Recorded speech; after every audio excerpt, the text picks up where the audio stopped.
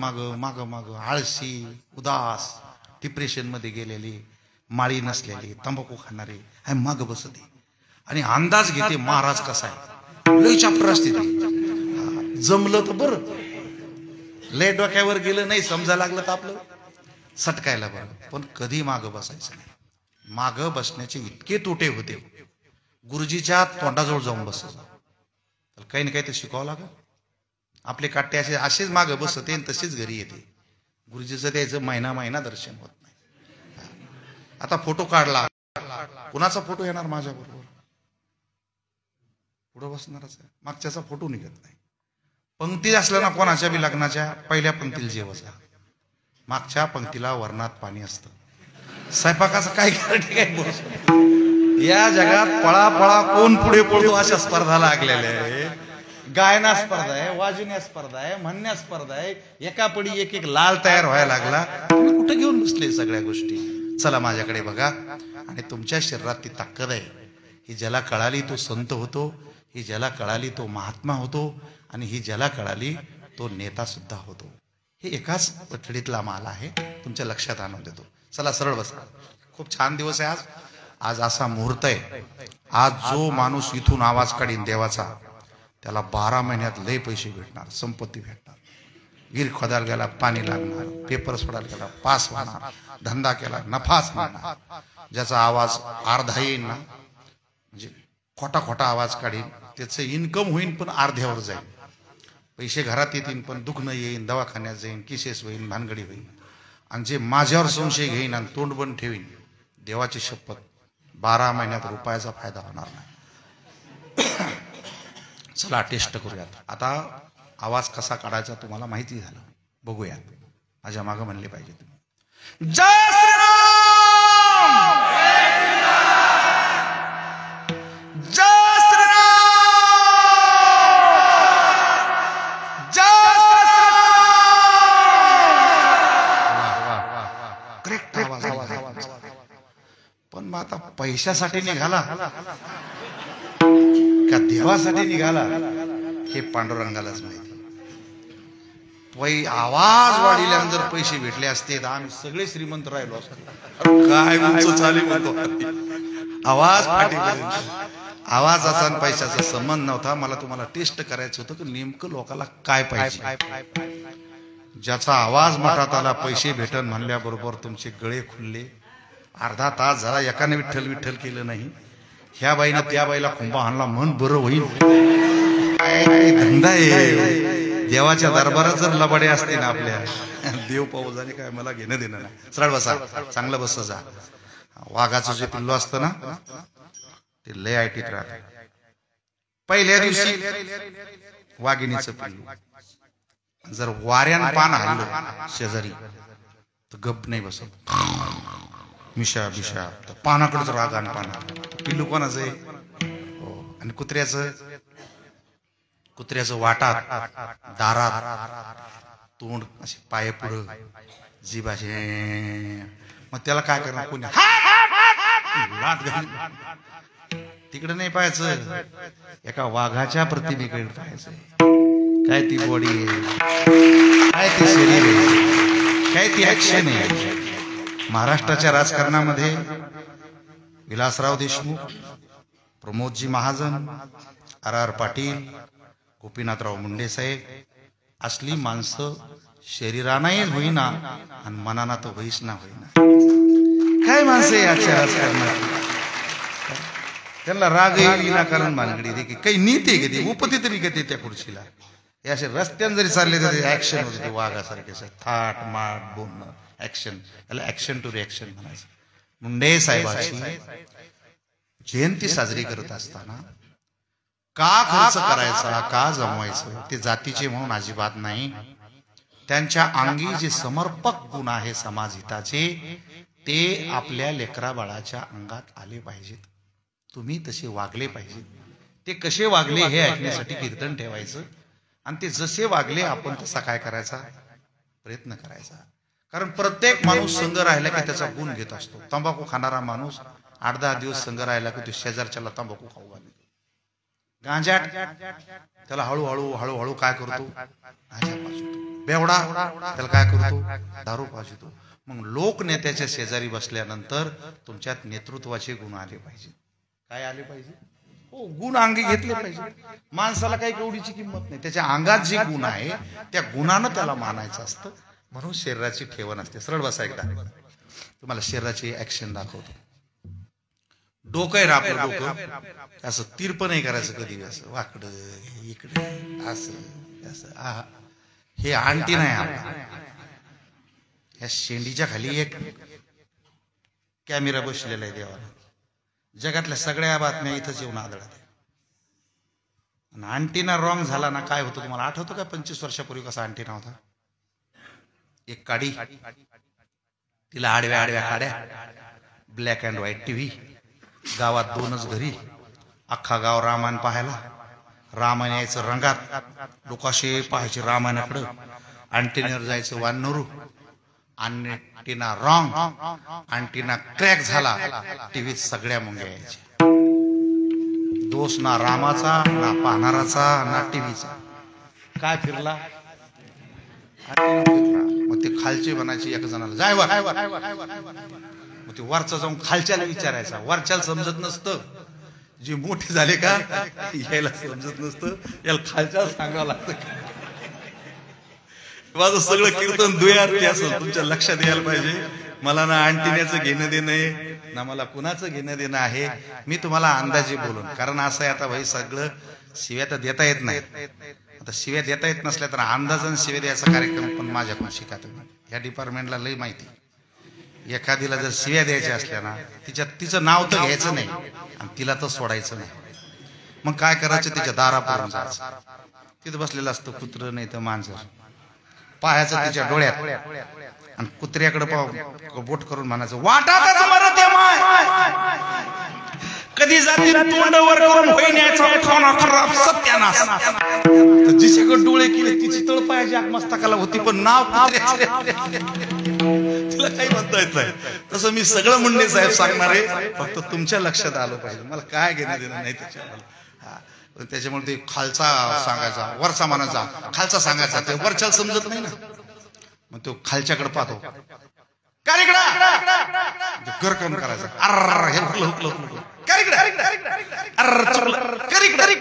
Antenna जाग्यावर आला टीव्हीत राम दिसायची, लगे रामायण सुरू व्हायचं. आणि अँटिना फिरला की काय यायच्या, बस संपलं माझं बोलणं. तुमचं डोकं जागेवर असलं तर तुमच्या जीवनात राम आराम सगळं भेटणार. तुमचा अँटिना रॉंग झालाय. काय झालाय? कोणाला काय बोलावं, घरात कसं वागावं, माईशी काय बोलावं, भावाशी काय बोलावं, भजनात कसं वागावं, लोकात कसं वागावं. मोबाईलला माणसाच्या डोक्याची झाली क्रिया कशी सगळी. त्याने अँटिने फिरल्यामुळं, फिरलेल्या अँटिन्यात काय येते, मग हे समाज तसा झाला. असा ओच ओच ओच ओच असा बेचैन, जातीचं नका. अख्खा महाराष्ट्र असा आहे आज. ते पाणी संपल्यावर माशी कशी करते असे असे भांडणं भांडणं भांडणं भांडणं भांडणं. किंवा त्याला कुत्र, राजकारणातले इतके बिघडले, टीव्ही लावला की त्याला कुत्रा डुक्कर, मांजर बोकुड, हे सगळे ना समुद्रात टाकून द्यायचे लागे आले, एक्सपायर झाले सगळे. ही काही तुमची भाषा आहे का? तुम्ही काय बोलता? कुणाचं? काल मुंडे साहेबाची आणि पवार साहेबाची एकाच दिवशी जयंती. त्यांच्या नेतृत्वाबद्दल बोलत असताना पवार साहेबांनी देशावर राज्य केलेलं आहे, 25 वेळा मुख्यमंत्री झालेले आहे, आयुष्य संपलेले, राज्याची धुरा सांभाळलेली. त्या माणसाला बोलत असताना वाकड्या तोंडाच्या, अरे तो तंबाखूची सोय नाही, घरी खायची सोय नाही, हातात डबडं घेतून कोणाला काही बोलवतो, असं नसतं. दुसऱ्याचा मान ठेवून आपण मोठं व्हायचं असतं. कोणाची रेषा न पोषिता आपली रेषा मोठी करायची असते. कोणाचा तळतळाट न घेता आपण मोठं घर बांधायचं असतं. ही जगण्याची पद्धती आहे. म्हणून सरळ बसायला, डोक्याला जीव लावी जा. कशाला जीव लावीन का? आजपासून डोकं चांगलं असलं पाहिजे. या शेंडीच्या खाली असा अँटिना भारी आहे म्हणून ब्राह्मण लोक इतक्या जाग्यात वस्तारा लावित नाही. शेतकरी आंब्याच्या झाडाला काट्या लावतील, तशी ब्राह्मण लोक इतक्या जागेला वस्तारा नाही लावत, लंबी शेंडी ठेवते. कारण जितकी शेंडी लंबी तितकं डोकं चालतं ब्राह्मणाचं. म्हणून ब्राह्मण किती हुशार आहे तुम्हाला या मागच्या 10-5 वर्षात समजलं असेल, या वर्षी बी समजलं असेल. ह्या महाराष्ट्रामध्ये राज्य केलं मराठ्यांनीच. मराठ्याचं प्राबल्य पहिल्यापासूनच आहे. सत्ता त्यांनीच भोगावी, राज्य त्यांनीच करावं. पण 200 माणसं मराठी समाजाचे आमदार आणि राज्यावरती, मला त्यांच्याबद्दल वाईट नाही बोलायचं, ते जे आहेत 5 जाती अशा आहेत. आता बोलायची पाळी आली, आता हे झाकून तरी करू ठेवा. 5 जाती अशा आहेत, त्यांची बाई जग तयार झाल्यापासून शेतात काम करीत नाही, गेलीच नाही. ब्राह्मण कसा असू दे, तो कोण्या गावात असू दे, त्याची धोत्र सोय नसती, पण तो सांगन पंचांग करीन, जेवाऱ्या गहू गोळा, बायको घरीच राहणार, तुपाशी खाणार. ब्राह्मणाची बाई आज 18 डिसेंबर 2024, आजच्या मितीपर्यंत एकाही देवबाप्पाची बायको शेतात काम करीत नाही. कधी कळन रे तुम्हाला हे? कधी कळन? अरे या सगळ्या आडव्या तिडव्या वाकड्या यांच्या कमरा गेल्या, यायला गॅप आले, चिकनगुनिया झाला, माना गेल्या, याचे केस पांढरे, चष्मे, काही झाले, सुखाचा पत्ता नाही ना. समाज असा वच वच वच वरतो, त्याला समजत नाही की मी काय करावं काय नाही करावं. कोण सांगन तुम्हाला हे सगळं? शाळेत गेल्यानंतर ते लोक अभ्यास करते, संस्कृत बोलते, तिथी सांगते. तुम्हाला संस्कृत बोलता येईल का? बोला बरं संस्कृत. अरे संस्कृत म्हणता बी येत नाही आपल्याला. आमच्याकडे बाप आला पोराला घेऊन, तो म्हणला बाबा याला पक्वा शिका, मृदुंग शिकवा म्हणे, आणि मृदुंग शिकल्यावर याला संस्कृत बी शिकवा.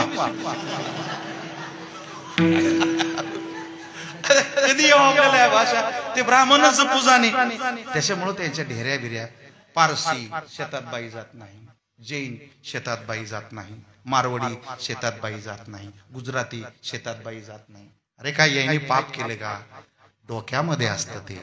आणि ऐका सगळं माझं, हे लेकरू खेड्यात जन्माला आलं, एक नाथऱ्यासारखं छोटस गाव, मायबाप अडाणी, पांडुरंगाची भक्ती करते, कुणाचा वसा नाही वारसा नाही, शिकायला गेले. शिकता शिकता प्रमोद महाजनांची भेट झाली. प्रमोद महाजन बुद्धिमान, आणि बुद्धिमान असल्यामुळं मुंडे साहेबाचा जीवनाचा जो काही आयाम आहे, हे सगळं उपकार प्रमोद महाजनाचे. संगतीनं माणूस घडवतो, कशाने घडवतो? तो संगतीनं घडतो. ते पुढे त्यांच्या लाईफ मध्ये आले, त्यांची बहिणीशी वाव झाला, हे सगळं काही ठीक आहे. परंतु तो जे माइंड आहे, ते जे डोकं आहे, ते ब्राह्मणवादी डोकं आहे. मी जातीबद्दल नाही बोलत, त्या जातीचं कौतुक केलं पाहिजे की त्यांनी काही गोष्टी जपल्या, सावरल्या, शांतता आहे. तुम्ही आता फडणवीस साहेबांना किती घाण घाण बोलले हो, वंजारी समाजाचे लोक किती बोलले, मराठा समाजाचे जरांगे पाटलामुळे किती बोलले, त्याच्या ढेरीवर बोलले, त्याच्या अंगावर बोलले, त्याच्या बायकोबद्दल बोलले, पुरीबद्दल बोलले. त्याने चुकून स्टेटमेंट केलं नाही कोणाला. निवडून तेच आले. तुम्ही तुझा खाना खराब करीन, तुझा काटा काढीन, वावर इकीन, तुला सत्यानाश, काही ऐकलं नाही तुम्ही. तंबाखूला महागे, पाया पडतो, माझं कीर्तन ठेवलंय, साहेबाची प्रतिमा मांडली. कमालीचं शांत राहायचं, कमालीचं शांतता, संयम हा गुण अंगात असला पाहिजे माणसाच्या. तुम्ही 10 शिव्या द्या, तुम्ही मारड्याच्या दुकानात खरेदी करा, त्याला आई माईवर शिव्या द्या, कधी बोलणार नाही. पण जेव्हा कवी तुमच्या कचाड्यात सापडेन, तुम्ही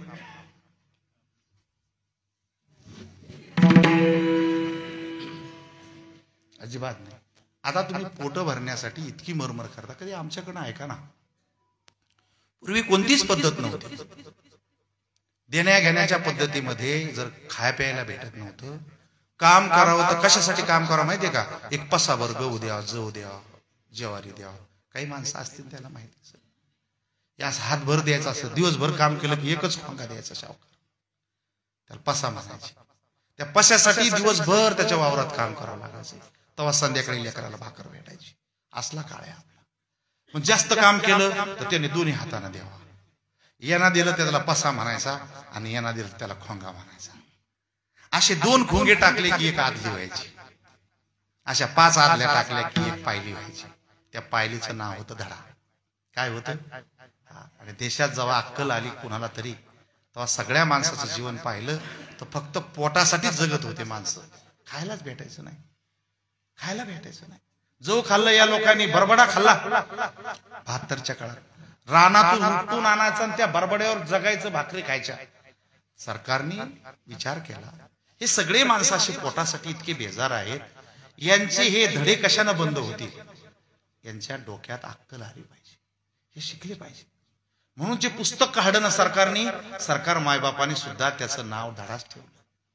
तुम्हाला जर कोणी सांगितलं नसेल तर त्याला धडाच का म्हणलं असेल तर त्याच पुस्तकात असा अर्थ होता की बाळा जर शाळेत गेला हे नीट वाचलं अभ्यास केला तर तुझ्या पुढच्या पिढ्या धड्यासाठी कोणाच्या अंगणात जाणार नाही, तू सुखानं जगशील. त्याचं नाव धडा आहे.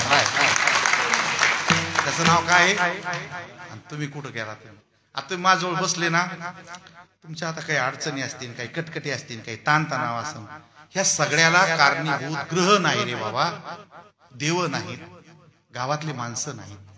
ह्या सगळ्या दुःखाला आत्ताच्या परिस्थितीला कारणीभूत फक्त तुम्हीच आहे. कारण तुम्हाला माईने शाळेत टाकलं होतं, बापाने शाळेत टाकलं होतं, गुरुजीने सांगितलं होतं याला नीट वाच. तुम्ही धडा वाचला नाही, पहिला नाही, दुसरा नाही, तिसरा नाही, पहिली नीट नाही, दुसरी नीट नाही, तिसरी नीट नाही, 12वी नीट नाही. जर माझं ऐका तुम्ही, अरे कीर्तन सांगायला लोक लय ना, आम्हाला काही नकलीपणा येत नाही का? पण ते काहीतरी खरं असलं पाहिजे ना. ट लावून हिंगण बेट सांगून लोकांना दात काढायला लावून पैसे उकळणारे खूप कीर्तनकार झाले.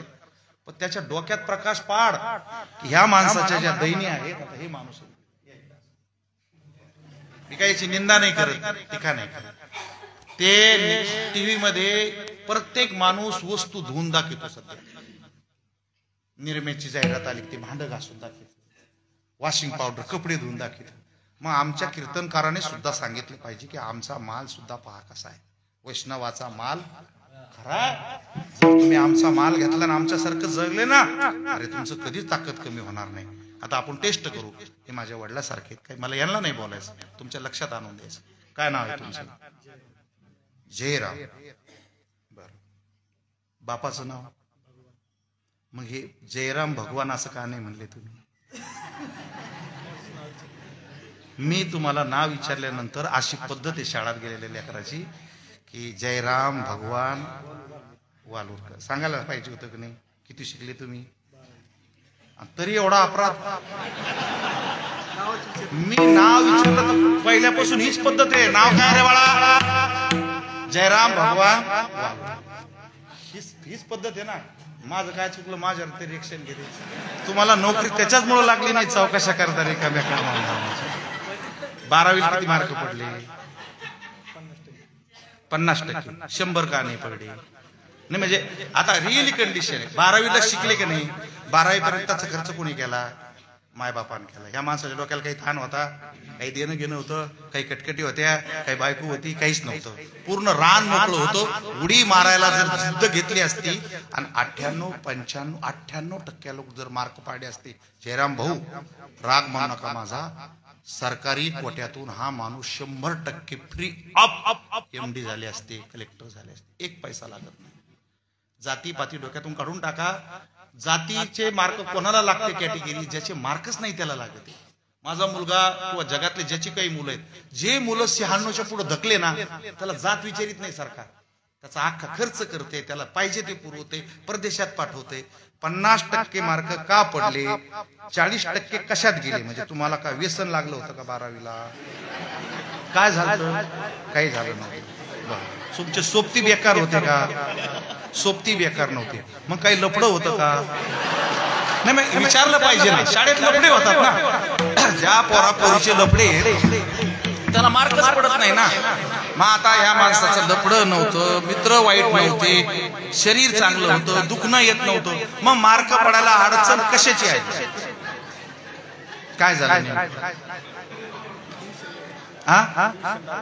ट्युशन ऐकू काय लावलं नव्हतं? ट्युशन लावलं नव्हतं. ट्युशन कोणाला लावायला होतं? ज्या ट्रकला लोड उचलत नाही त्याला ट्युशन लावलं. काय मग असं टेन्शनच काय होतं तुम्हाला? बुद्धीचा भाग. चला आता यांच्याकडे पाहून स्वतःकडे पहा. जर या माणसाने 99% मार्क घेतले असते, गव्हर्नमेंट कोट्यातून फ्री ऑफ हे MD झाले असते. जोक नाही आहे पोरो. हे माणूस जर MD झाला असता ना, कोण्या गावचे तुम्ही?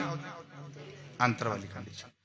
हा माणूस जर सरकारी कोट्यातून MD झाला असता त्या काळात, तर 5 जिल्ह्यात मराठवाड्यात ज्याची कुणाची पोरगी MS MBBS झाली असती, त्यांना आंतरवाली खांडी शोधून काढली असती आणि पोरगी जयरामलाच दिली असती.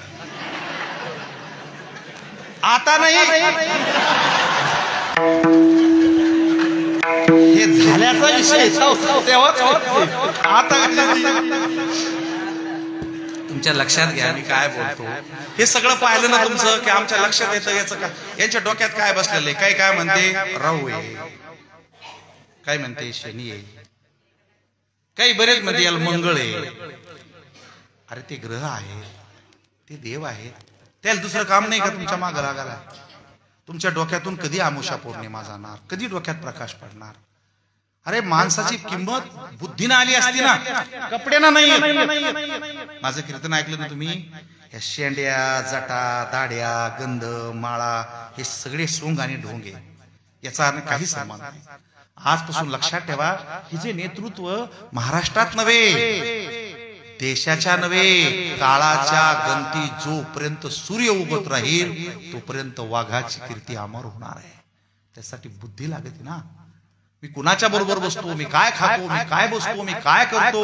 अरे माणूस जर एमडी झाला असता, बायको बी एमडी झाली असती. दोघं जर एमडी झाले असते तर एमडीला 50 कोटी रुपये कर्ज आहे 1% डॉक्टर आहे ना, हॉस्पिटल उभं राहिलं असतं. आणि आता बदल झाले असते, लांब नाही कशाला ग्रह फिरत असता, आता इमिजिएटली बदल झाले असते. हा माणूस काचात राहिला असता 24 तास, एसीत बसला असता. एसीत म्हणजे गावातल्या नाही, एसीत तेच माणसं बसते ज्याचा काही कार्यक्रम लागला नाही, एसीत बसले असते. हे म्हणून एकटे नाही, शेजारी हे शेजारी हे याच्या ज्या बेजाऱ्या चालल्या ना, हे सगळ्यांनी फक्त अभ्यासाची गद्दारी केली. कोणाशी? धड्याशी बेईमानी केली, पुस्तकाशी बेईमानी केली. तुमच्या मस्तकाचा मेळ बसला नाही. कशाला बी डोकं लावी मेळच बसणार नाही. फक्त मस्तक आणि पुस्तक पाहिजे होतं. काचात बसला असता माणूस. काय बदल झाला असता माहिती तुम्हाला इमिजिएटली. अरे ह्या मंडपात जे फळं मिळते ना ते मेल्यावर मिळते. लोक भावनिक करून तुम्हाला लुटते. कधी मिळते फळं?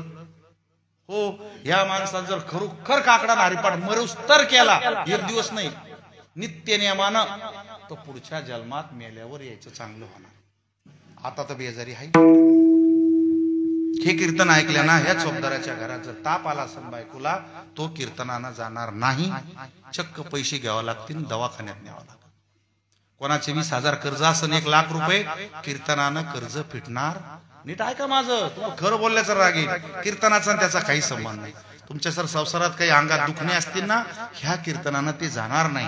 ह्या कीर्तनानं तुमची बुद्धी चांगली होईल, तुमचं अंतकरण चांगलं होईल, ईश्वराची प्राप्ती होईल आणि मेल्यानंतर फळ भेटेल. तोपर्यंत तुम धरावं लागेल. बरोबर आहे. हे गवताचं बी आता पडलेलं नाही, आता नाही उगणार. जेव्हा पाऊस पडेल ना तेव्हा ती योग्य वेळ आल्यावर उगणार आहे. तसं आता भजन केल्याचं फळ मेल्यानंतर मिळणार आहे. ओके. पण शाळात गेल्यानंतर तात्काळ फळ मिळतं ना. मंदिरापेक्षा शाळा 10 पटीनं मोठी आणि तात्काळ पावती.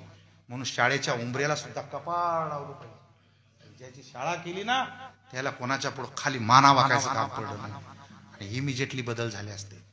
मला सांगा, डॉक्टरच्या दवाखान्याला लिंब असते का? मिरच्या लिंब, खाली 3 मिरच्या, मधात लिंबू, वरून 3 मिरच्या. काय तमाशा लावला या समाजाने. ह्या डोक्यातून कधी जाईल? डॉक्टर अमावस्या असते का? पौर्णिमा, ग्रहण, सकाळ दुपार संध्याकाळ काहीच नसतं. ज्याला ज्ञान आहे ना त्याला काही नसतंय. हे कधी झोपले बी ना, झोपू देत नाहीत लोक. लय ताकद येते हात इकडे. या हाताना जर 5,000 बाळा एबीसीडी लिहिली असती. हे म्हणते मग डोकं चालत नाही, घोकमपट्टी करायची. काय करायची? हो, आपल्याला जर येत नाही ना, ज्याचं डोकं चालत नाही ना, तुमची लेकरं बसलेली आहे तिथं, हे तुमच्या अंगण शाळा सगळा कार्यक्रम डब्यात गेलेला आहे तुमचा. तुमच्या त्या इंग्लिश स्कूलच्या पोराला 100 रुपयाचा हिशोब मराठीतही येत नाही आणि इंग्रजीतही येत नाही. फेल कार्यक्रम. ओरडायचं असतं मोठ्या मोठ्याने 1 2 3 4. या हाताने जर अशी उजळणी लिहिली असती तो हात सिद्ध झाला असता. हात इथं लावला की त्याची फी आहे 500 रुपये. किती आहे? हो, चोरावन तिथं भरावं लागते का, बारीक होऊन बसावं लागतं आणि इमिजिएटली बदल होतो. समजा माझं दुखलं असतं आता कीर्तन झाल्यावर वाटाणा आणि यायचा दवाखाना रोडवर असता. समजा मी गेलो असतो, योगायोग समजा, जयराम भगवान MS डॉक्टर मोठा आहे, मी गेलो असतो तिथे, काय बदल झाला असता माहितीये तुम्हाला? इमिजिएटली माहितीये. आता मी बोलतो ते ऐकते. हे शिकले असते तर काय बोलले असते माहितीये? मी काउंटरवर आत गेल्यावर मला म्हणले असते सरळ झोप, नीट झोप म्हणले असते, नीट सरळ. ताबडतोब कुठं दुखतो म्हणले असते, इथं इथं लावलं असतं. जास्त बोलत नाही शिकलेली माणसं. भरलेली घागर हलत नसती. ज्या रिकाम्या घागरी आहे ना याच्या तोंडाचा पटाच कमी होत नाही का, त्याच्यात पाणीच नसतं. इकडून तिकडं तिकडून इकडं इकडून तिकडं. या अंगाले महाराज सकाळी हात लावला तरी 500, दुपारा लावला, शनिवारी लावा, आमुषाला लावा, पौर्णिमेला लावा, एकादशीला लावा, ग्रहणात लावा. हात लावला की 500. माणसाला लावा, बाईला लावा, लेकराला लावा, पोराला लावा. 500 500 500 500 कायम आले असते. तुम्ही आता फक्त कोणाच्या अंगाला हात लावा, तुमचा जर हात चौकात नाही तोडा तर मग मला विचारा. दृष्टांत संपला. विनोदाचा भाग होता, तुमच्या लक्षात येण्यासाठी होता. आपल्याला काय शिकायचं याच्या कीर्तनातून? एका माणसाने हात लावला की तो म्हणता उद्धार झाला. मला तुमच्याकडे यावं लागणार. मुलगी शिकवली की काय करते? वा, टाळी वा. तुम्ही किती शिकले? बसा का. आपला कार्यक्रम त्याच माणसाचा आहे जे हुकलेले आहे त्याचा. बाकी छान. मला टीका नाही करायची. एक हात जर लांगाला लावला, हे बघा ऐका माझ्याकडनं, हे शरीर श्रीच आहे. या शरीराला जर तिच्या लेकराने हात लावला तिला प्रेम तयार होत. बाळा रे, माय, लेकरा, हात येतो. तसाच हात जर नवऱ्यानं लावला वासना तयार होती, प्रेम नाही. काय तयार होती? हो, नीट ऐका, लॉजिक कसं आहे. लेकराने हात लावला प्रेम तयार होईल, नवऱ्याने हात लावला वासना तयार होईल, डॉक्टरने हात लावला 500 रुपये बिल येईल, आणि दुसऱ्या माणसानं हात लावला गावात मरणाचं भांडण होईल. हात एकच आहे, फक्त तो लावायचा कोण्या उद्देशाने. तसं मेंदू सगळ्यालाच आहे, फक्त तो वापरायचा कुठं. म्हणून शनिवार आमुषा असं काही नसतं. 1 मिनिट वाया घालू नका. हे शिकता शिकता शाळेत शिकले. शाळेत शिकता शिकता प्रमोद महाजनांची ओळख झाली. त्यांच्या तालमीत ते तयार झाले. शरीर बनवलं साहेबांनी. काय बनवलं? हो, शरीरही सुंदर असलं पाहिजे. म्हणून डोकं आहे ना असं क्रॅक नाही करायचं, इकडं तिकडं नाही करायचं. इथं थोडंसं बदामाचं तेल सोडायचं, जर असं थापटा मारायचा, आणि देवाला काहीच मागायचं नाही, फक्त बुद्धी चांगली ठेवायची. काय करायची? हो, आजपासून काही नाटकं करायची नाही. कीर्तन ऐकताय माझं? तुमच्या जीवनातले बदल जर करायचे असतील तर फक्त आकलीनाच होऊ शकते, बाकी कशानं बदल होत नाही. पैशाने एकदाही बदल होत नाही. असे पैसे लोकांकडे, पण त्याला आकलीच नाही की कोणाला काय बोलावं, कोणाला काय कुठं खर्च करावं. आकलीचा आणि पैशाचा काही संबंध नसतो, मनाचा आणि धनाचा काही संबंध नसतो, जनाचा आणि धनाचा काही संबंध नसतो. संबंध असतो ज्ञानाचा. कशाचा असतो? हो, म्हणून दीप कुडी का धेकुटी म्हणू, सद्बुद्धी तैसी सद्बुद्धी धेकुटी. आकलीचा प्रकाश असला पाहिजे, ज्ञानाचा प्रकाश असला पाहिजे, बुद्धीचा प्रकाश असला पाहिजे. चला, मी तुम्हाला सांगणार होतो बॉडीमध्ये काय असते. चला, हा हात आहे ना, बा माझ्याकडे हा हात जर असा केला तर काय होतं? आशीर्वाद. इथं ठेवला तर आशीर्वाद, इथं लावला तर वाटोळ. इथं हात लावणारा माणूस लई पांढरा असतो. तुम्हाला अनुभव घ्यायचा असला ना, सकाळी संध्याकाळी दिवस उगवता दिवस मळता घराच्या दारात कपाळाला हात लावून बसावा. 100 एकर जमीन जर बापाची असली तर 12 महिन्यात फक्त 4-5 एकर राहते. अनुभव घ्या आणि मग मला भेटा. काही पांढऱ्या हात लावलेली माणसं लय बेकार असते. यायला जर संघ नेलं ना पांढऱ्या माणसाला, पाठीवर गेलं तर एसटी येत नाही. ज्या दिवशी संप लागतो, संप काहीतरी घडतो ना, अचानक गाड्या बंद होतात. जर ओळखीची आली त्याच्यावर जर याला बसलं त्याची पंक्चर होती. आणि ज्याच्या घरी याला पाहुणा नेलं याचा पाय पडणं आणि त्याचा गॅस संपणं.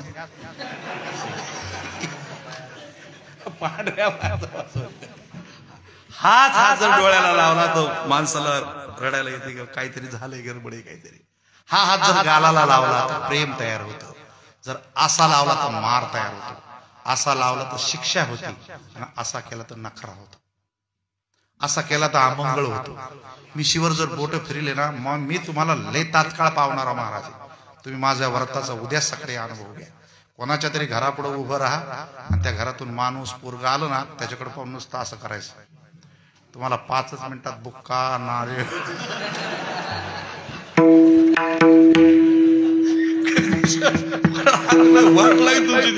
आणून मोकळा करीत. इथे बोट लावलं आवाज करायचा नाही. इथे हात लावला की खुशाम होता. तू 500 रुपये देता, नाही तर मग वारकाने हात लावला असा होतो. इथे हात लावला तर कुणाचा गुन्हा दाखल होतो.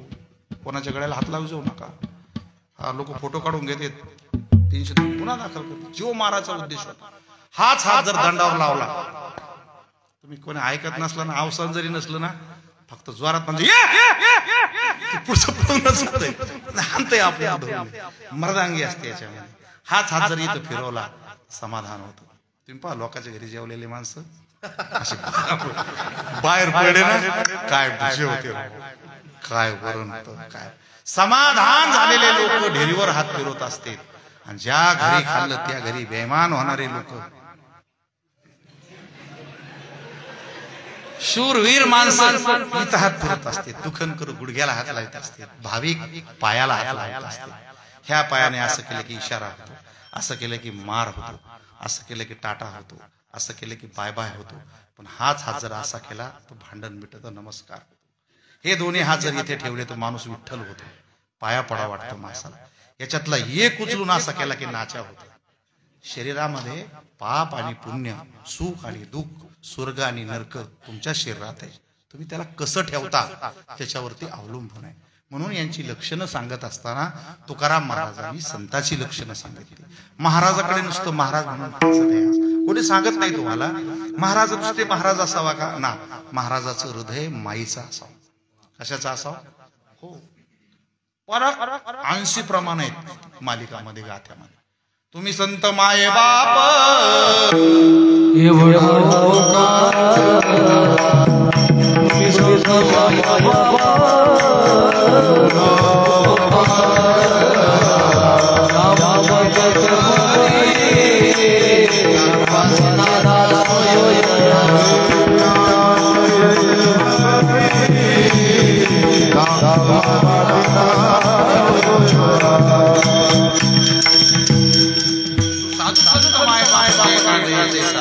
आता तुम्ही कृपावंत अशी खूप प्रमाणं तुम्हाला सापडतील. तर महाराजाकडे पाहून आज दृष्टिकोन बदला बरं का. कोणत्याही महाराजाकडे जायचं असलं ना तर मी माझ्या आईकडे चाललो असं म्हणायचं. पुढे चाललो म्हणायचं.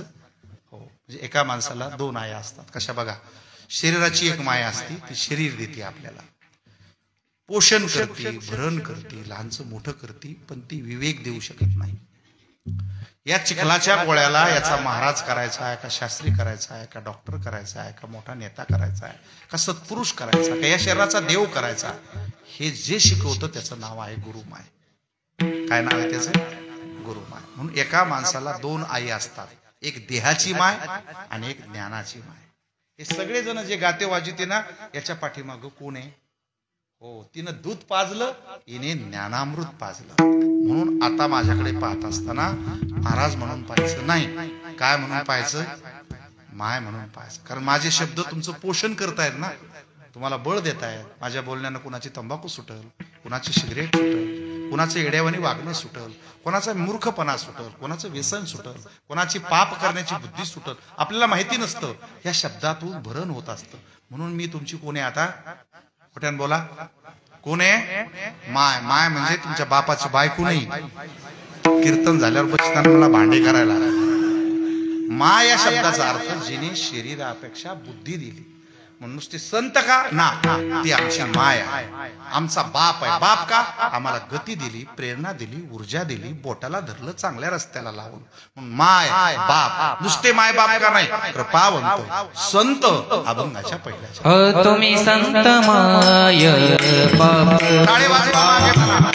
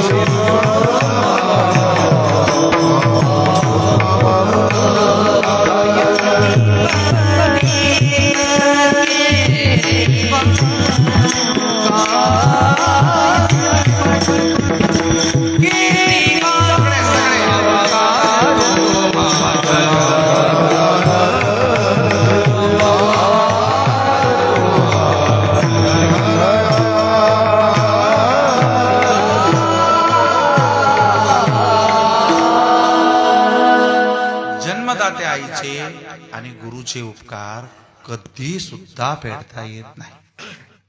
कायम ऋणातच राहावं लागतं मायबापाचं. ते कर्ज फेडतच नाही. आणि म्हणून अशा थोर उंचीच्या श्रेष्ठ असणाऱ्या वृत्तीच्या व्यक्तीचं वर्णन करण्याची आपली पात्रता नसते. म्हणून साहेबांच्या अंगी जे गुण आहेत ते हिमालयाच्या उंचीचे आहेत, प्रेरणादायक आहेत, सत्पुरुषाचे विचार आहेत. म्हणून त्यांचं वर्णन करण्यासाठी आपले शब्द तिथपर्यंत पोहोचत नाही. पण ही अशी जी लोक असतात ना, ही संभव आम्ही जगाची घडी नीट बसवण्यासाठी, अज्ञानातून लोकाला बाहेर काढण्यासाठी जे लोक मूड आहेत. आता सिस्टीम कशी असते तुम्हाला सांगतो मी. बहुतांशी लोक सत्यात राहायचा प्रयत्न करत असतात. तुम्ही कीर्तनाला आले ना, तुम्ही सगळेजण आज सत्यामधले लोक आहेत. बाबा गळ्यात माळ घालावं, एकादशी करावं, बरं करावं, अन्नदान करावं, लोकांना मदत करावं, म्हणजे देवाकडे जाऊ आपण, हा सत्याचा मार्ग आहे. पण आपल्यात जे काही लोक आहेत ना, काही थोडेफार, ते सत्तेत जायचा प्रयत्न करतात. सरपंच तुम्ही आता कुठे सत्तेत येत ना, पोलीस पाटील कुठे तुम्ही, हो तुम्हाला शुभेच्छा. हळूहळू तुम्ही आमदाराकडे जाणार, मग जिल्हा परिषदला जाणार. हे सत्तेत राहणारे लोक आहेत. ऐकाल माझं बोलणं कळलं तुम्हाला. सगळे लोक सत्यात जगायचा प्रयत्न करते, कारण सत्यात सुख असतं. पण समजत नाही. ज्यांना समजतं ते सत्तेमध्ये जाते. सत्य आणि सत्ता हे एकाच नाण्याच्या दोन बाजू आहेत. आणि ज्याला सत्य समजत नाही आणि सत्ता समजत नाही, ते सगळे पत्त्यात असते. त्याचं मिळत बसत नाही कुठं. त्याला भजन समजत नाही, नेता समजत नाही, मग काळ सारावा चिंतन. त्याला अशी जगाची रीत असल्यामुळे लोकांची घडी बसवण्यासाठी संभवामी योगे उगे हे साहेब असताना लोकांना कळाले नाही. यांनी जे काम केले ते काय काम केलं. मुंडे साहेबांनी काय दिलं तुम्हाला, तुम्हाला ओळख दिली. आज मराठा समाजाला किती आंदोलन करावं लागले, कोट्यावधी रुपये खर्च करावं लागले, काही माणसं मेले तरी त्यांची घडी नीट बसत नाही. ती घडी तुम्हाला कळू न देता साहेबांना तुमच्यावर अशी व्यवस्था केली की तुमच्यावरती वेळ येऊ दिली. हे जे उपकार आहे हे संत काय करत असतात आणि नेता काय करत असतो. नीट ऐका, मी व्यासपीठावर आहे कीर्तनाच्या. संत हे सामाजिक मानसिक संतुलन सांभाळीत असतात. पण महाराजाला जर गावाचा धरण करा म्हणलं, रस्ता करा म्हणलं, गट्टू द्या म्हणलं, महाराज काय म्हणणार ते. आपली जी क्षेत्र आहे ना, आम्ही तुमच्या मनाच्या संबंधानं आलेलो आहे. पण तुम्ही जर म्हणले की महाराजांना, कीर्तनकारांना, वाजणारांना, पेटी वाजणारांना, मागच्या म्हणणारांना आमच्या मंदिराला 5-5 हजार वर्गणी द्या, हे जय विठ्ठलच्या आज जर नाही पळाले तर मग मला विचार. आम्ही कुठं वर्गणी देत असतो का? आम्ही तुमच्या देत नसतो. अलग लक्षात. सामाजिक अवस्था वेगळी असते. आता नेत्याला काय मानायचं, तर आपल्या गावात जे रस्ते झाले, मी आता येत होतो, सरपंच खूप छान केलं तुम्ही, तुमचं करावं तेवढं कौतुक छान आहे. गावामध्ये वातावरण असे गट्टू केल्यामुळे खूप प्रसन्न वाटलं. पण त्याच्यापेक्षा तुम्ही भगवान बाबाचं मंदिर इतकं सुंदर केलं की मूर्तीला पाहिल्यावर, गाभाऱ्यात गेल्यावर मनाला कणभर भगवान गडावर गेल्याची अनुभूती आली. त्यामुळेही तुम्हाला धन्यवाद. वरचं पांडुरंगाचं मंदिरही सुंदर केलं. आणि आता हा सभा मंडप आहे तुम्ही केला. हा सभा मंडप तुम्हाला लग्नासाठी, बारशासाठी, सप्ताहासाठी, विविध कामासाठी वापरता येतो. तर ही जी कामं आहेत हे कोण्या महाराजांनी दिली का नेत्याने दिली, कोण दिले. नीट आहे. लोक असं बोलत नाही. महाराजाचा आशीर्वाद मिळतो का न मिळतो देव जाणे, पण नेता जर प्रसन्न झाला तर होत्याचं नव्हतं, एका रात्रीतच होतंय. हा रस्ता होतो, टाक्या येत्यात, पाणी येतं, गाड्या येत्या, अलग लक्षामध्ये. फक्त तो नेता या पद्धतीतला पाहिजे. नाही तर तो अर्धा नेता आणि अर्धा देता घेता असा नसला पाहिजे. आता तुमचा कसा आहे तर तुमची तुम्हाला नेता चांगला भेटणं हे भाग्याचं लक्षण आहे. अडाणी नसला पाहिजे. अडाणी असला त्याला समजत नाही काय करावं काय नाही. नेत्याच्या हातात अशी ताकद असते. महाराज 200 कोटी रुपये आहेत आता आमदाराला. 200 कोटी का लहान आकडा आहे का. आणि सरपंचाला तर एवढे अधिकार आहेत. ग्राम संसद आहे आता त्यात, तुम्हाला केवढे निर्णय घेता येते. देशातल्या कुठल्याही माणसाला ग्रामपंचायत मधून अटक करता येतो. कोणालाचाही ठराव घेऊन त्याला कार्यक्रम थांबवता येतो. कुठलीही घटना करता येते. लोकांना काही पाहिजे ते घेता येतं. आता सरपंच तुम्ही अशा ह्या रस्त्यावरती जे रस्ते गट्टू टाकून गाव सुशोभित केला हो, पण या रस्त्यावर चालणारे जे माणसं आहे ते जर बेवडे असतील तर तुमचे गट्टू गेल्याशिवाय राहणार नाही. तुम्ही असे रस्त्यावर किती लाईट लावा हे काढून येणार. काही गावाचे हे चित्र आहेत. मंदिरात जर लाईट लावला तर पाया पडायला जाते, घरचा शॉर्ट तिथे लाईट तिथे नवा घेऊन येते. असले काही बाजार आहेत. आता हे जे माणसं आहेत हे सरपंच हे आमदार नीट नाही करू शकत, हे काम आम्ही लोक करू शकतो, म्हणून तुम्हाला आमच्याकडे यावं लागतं. आता त्यांना फंड आहे, आम्हाला फंड नाही, आमच्याकडे फड आहे आणि फड फड फड फड फड आहे.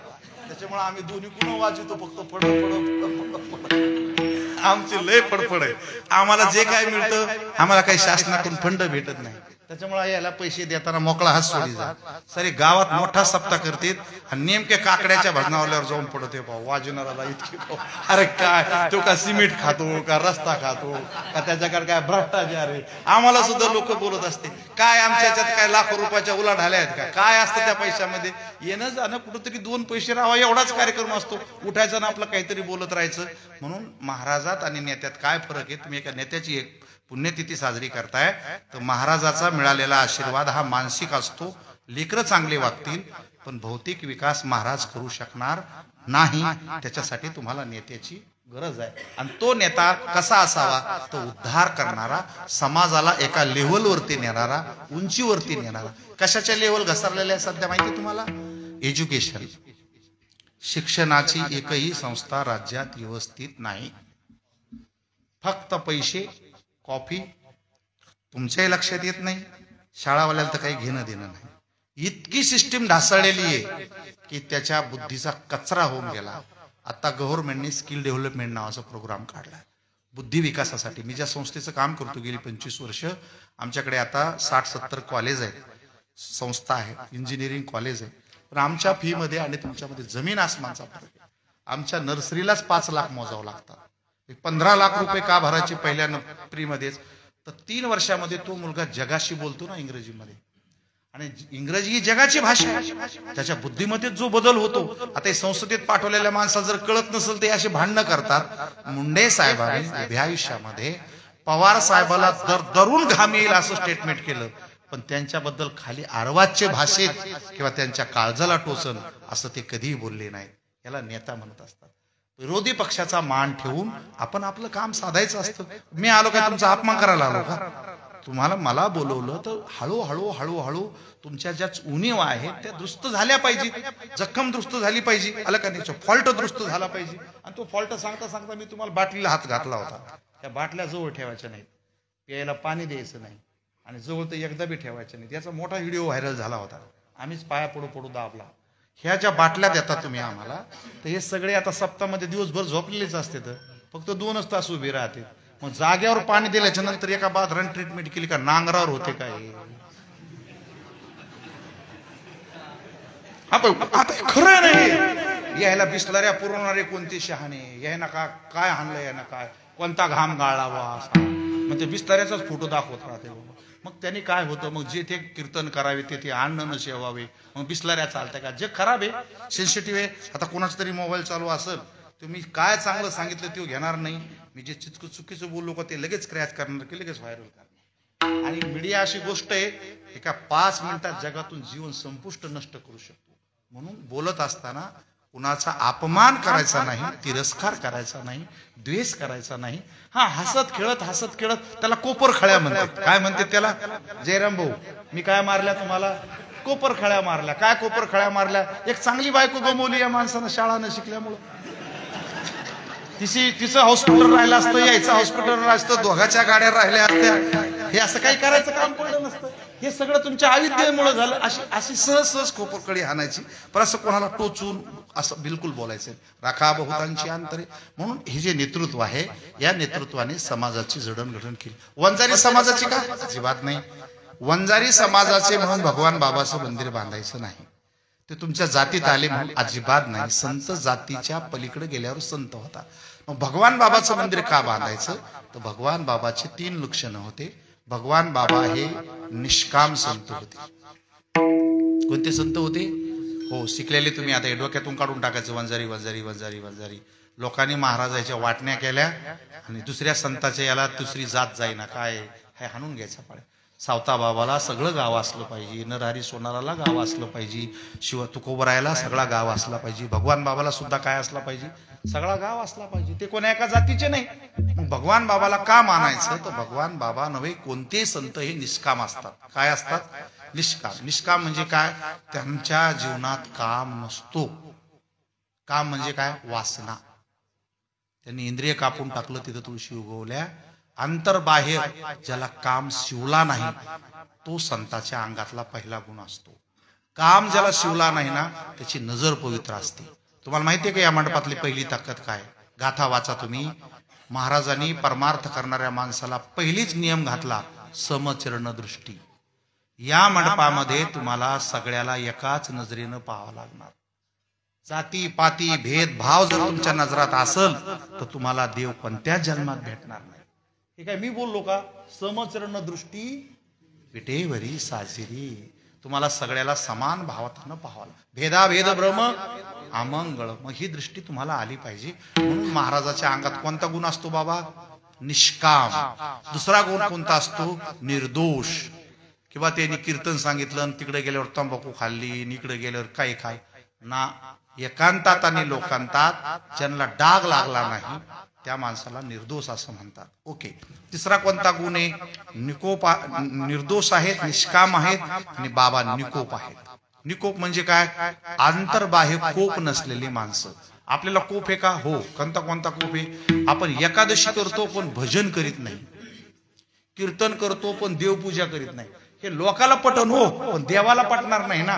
कारण नित्य नेमन आम्ही ते प्राणी हो. हरिपाठ घेणाऱ्या माणसाचं लय महत्व मोठं आहे, काकडा घेणाऱ्या माणसाचं महत्व लय मोठं आहे. ते गुण आपल्याकडे नसले पाहिजे. म्हणून ही माणसं आज शरीराला नसली काय आणि असली काय त्यांची कीर्ती कधी नष्ट होत नाही. बरं यांची काय होती गंमत आहे का? सत्पुरुष आणि नेता योग्य जर असेल तर त्याचं गावच अमर होतं. मुंडे साहेबामुळे परळी जगाच्या नकाशात गेली. त्याच्यामुळे कुळ मोठं होतं. देऊचं नाव घेतलं, तुकाराम महाराजांमुळे देहू आळंदी पावन झाली. पण त्याच्या बायकोचं बी नाव येतं ना, मग बापाचं बी येतं, लेकरा बाळाचं बी येतं, आडनाव पण येतं, त्या कुळालाच मोठं पण येतं. काय येतं? हा. म्हणून हे जे नाव आहे गोपीनाथराव, हे जे नाव आहे पांडुरंग मुंडे, हे नाव इतकं मोठं आहे की जगात कोणी किती प्रयत्न केला तरी ते कधीच खाली येणार नाही. शिवाजी महाराज, बाबासाहेब आंबेडकर, लोकमान्य टिळक हे अशा हायटॉप लेव्हलवरती आहेत की कोणी जर त्यांच्याबद्दल काही स्टेटमेंट केलं तर त्याच्या अंगावर सुतुडी पडतील, पण त्या महात्म्याला कधी डाग लावणार नाही. तुम्हाला त्यांची हिस्ट्री ऐकवतो एकाच याच्यामध्ये थोडंसं ऐकतो. स्वर गेले नाही ते अमर झाले भगवान दर्शन मज झाले. बाबांनी घेऊन समाधी आम्हा टाकिले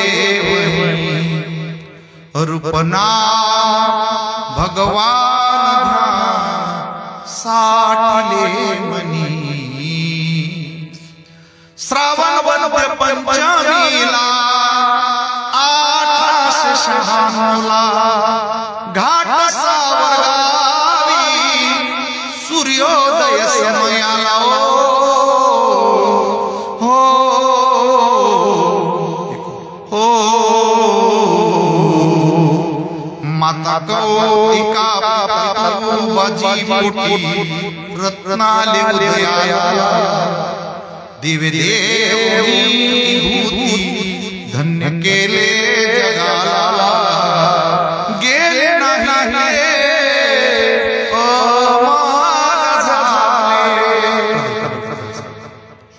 काय केलं?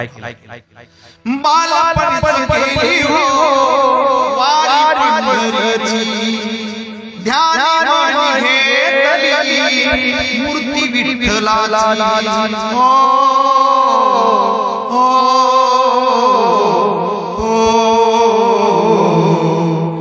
मानिक बाबा संसार भीती कशाची, उपकार केला आशीर्वाद दिला महिमा शुद्धीची. गेले नाही अमर झाले. काय केले बाबा? देता कीर्तनाची नाव गावी जमजमी लोक अंगी आसे सदा कीर्तन तत्पर. हो हो ज्ञान देऊनी लोका देव केला सखा या भरे गडावरी या दसऱ्याला माईची दोरी गेले नाही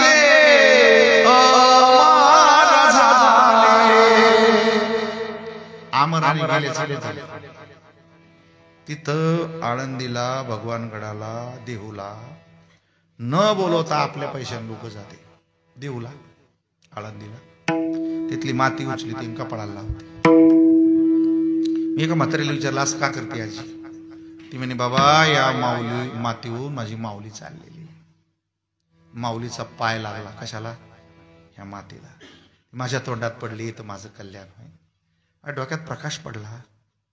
700 वर्ष झाली, एवढे पावसाळे झाले तरी लोकांची श्रद्धा नाही ना कमी झाली. तिथली माती उचलून लोक तोंडातच टाकते, कपडाला लावते. आपण काहीच करत नाही ना. त्याच्यातून तुमच्यातला फरक सांगू. त्याची 700 वर्षानंतर लोक माती कपडाला लावते, तोंडात टाकते. आणि तुमच्या मातीला जेवढे पाहुणे येते तेवढे आंघोळी केल्याशिवाय कशाला हात लावत गेले आणि ते आमर झाले. आलं लक्षात?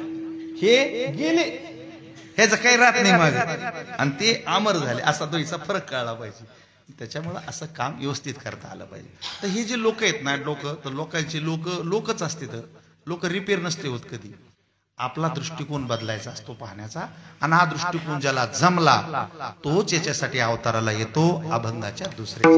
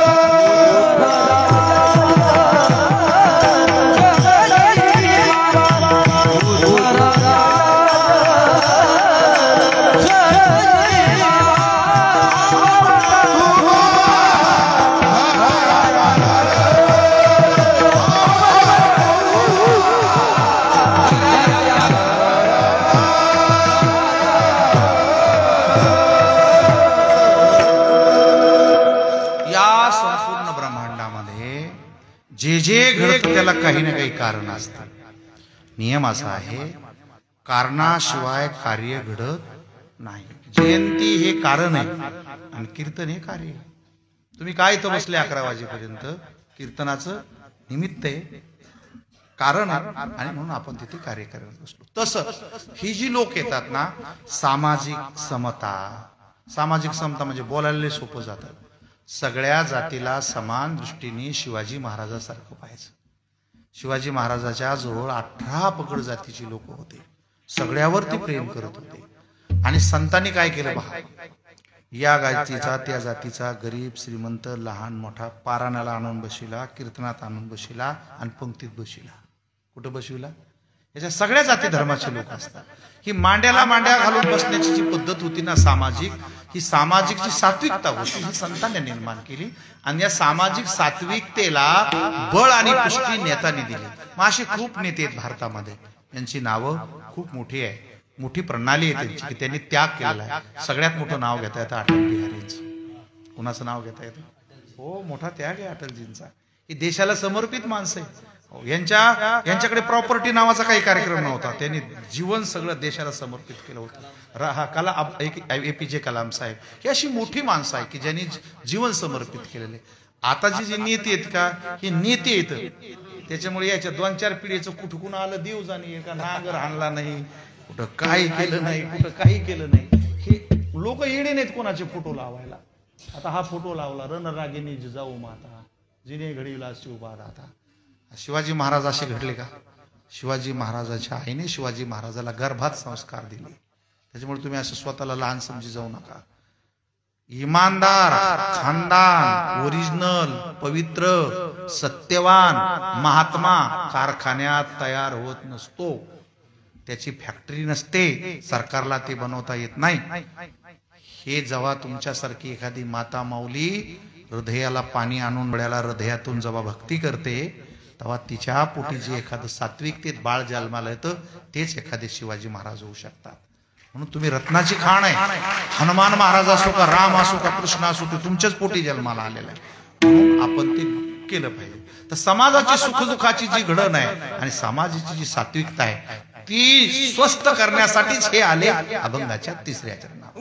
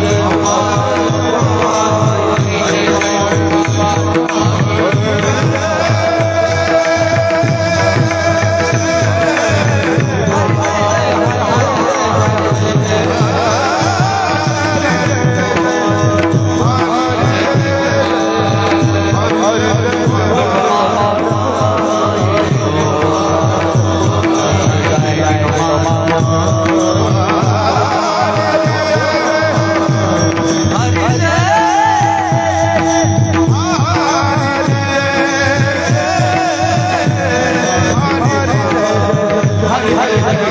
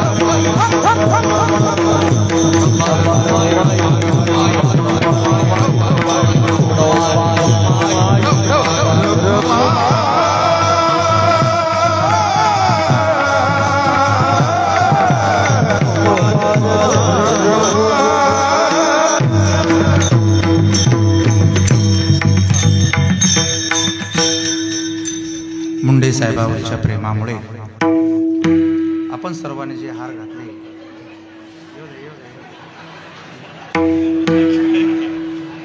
ते हार मला नसते अलग लक्षात जे हार घातले ना ते माझ्या गळ्यात टाकला की साहेबापर्यंत गेला काढा ना आता हे हार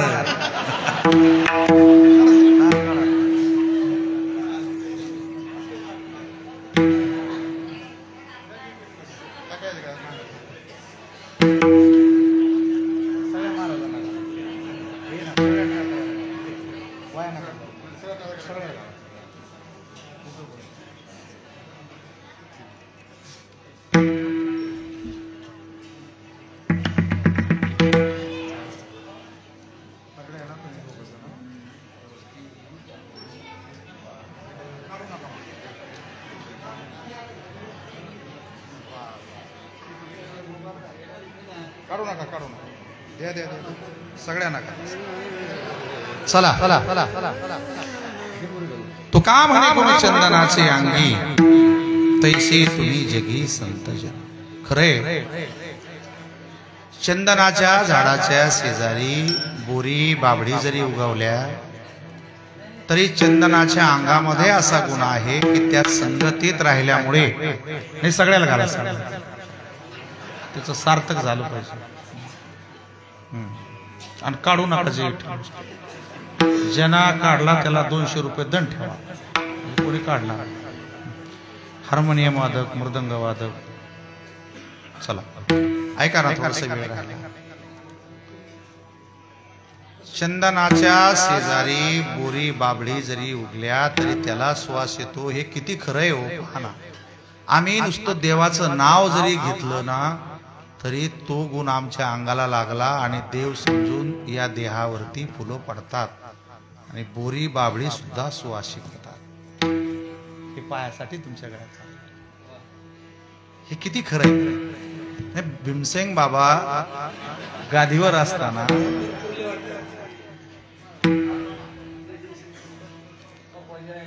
भीमसेन बाबा गादीवर असताना पहिल्यांदा मुंडे साहेब आले गडावर आल्याच्या नंतर बाबांचं दर्शन घेतलं समाधीचं दर्शन घेतलं आणि बसले खूप जुनी गोष्ट आहे तर भीमसेन बाबाने मुंडे साहेबाचा सत्कार केला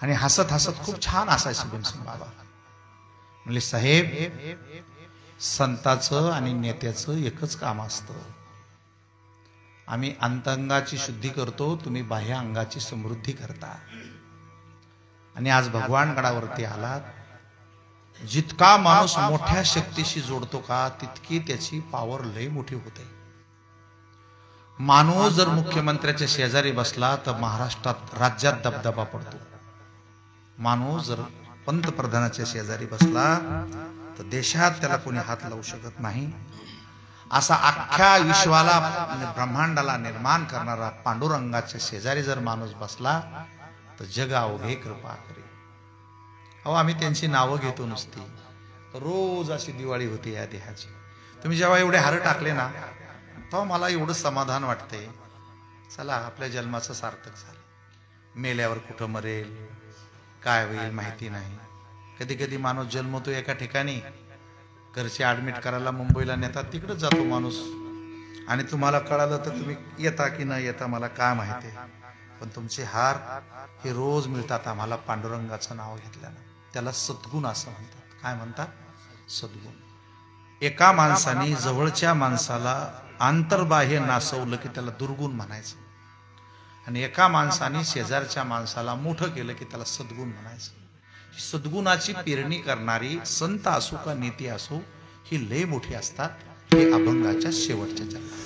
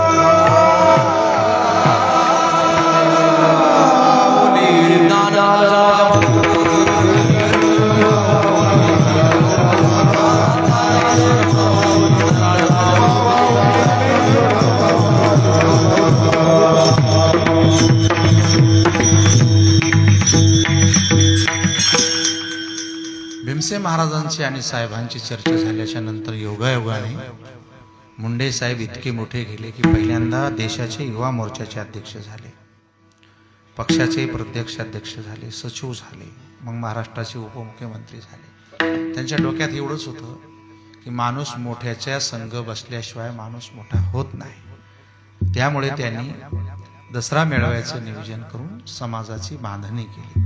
मुंडे साहेब हे असं एक प्रगल्भ नेतृत्व आहे, उगंदर नेता आहे की लोक त्यांना नेहमी शोधत राहतील. प्रत्येक जातीचे पक्षाचे अनेक लोक त्यांनी तयार केले, घडवले. त्यांना आमदार खासदाराची फॅक्टरीच म्हणायचे की आमदार खासदार घडवणारी फॅक्टरी मुंडे साहेब. जादूची कांडी असल्यावर, कारण कुणाला उरतले नाहीत, उतले नाहीत. मुंडे साहेबांच्या जीवनात स्वतःचे काही मंत्र आहेत, ऐका, ते तुम्हाला माहिती असतील. मी कधीही थकणार नाही. काय मंत्र आहे? मी जोपर्यंत माझ्या श्वासात श्वास आहे तोपर्यंत देशाच्या विकासासाठी, समाजाच्या विकासासाठी मी कधीच आराम करणार नाही आणि मी कधी थकणार नाही, जांभळे देणार नाही. आपण हे कधी नियम पाळणार आहात? मी कधीही थकणार नाही, मी कधी रुकणार नाही.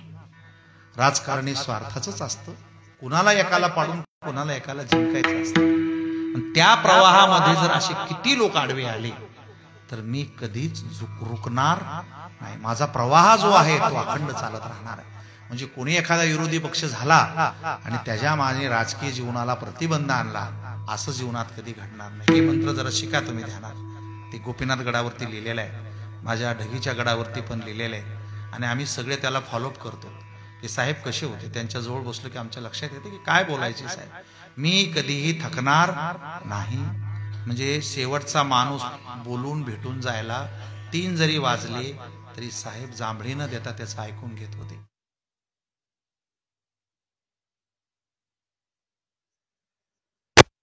काम झाले असा तो नित्य दरबार भरलेला.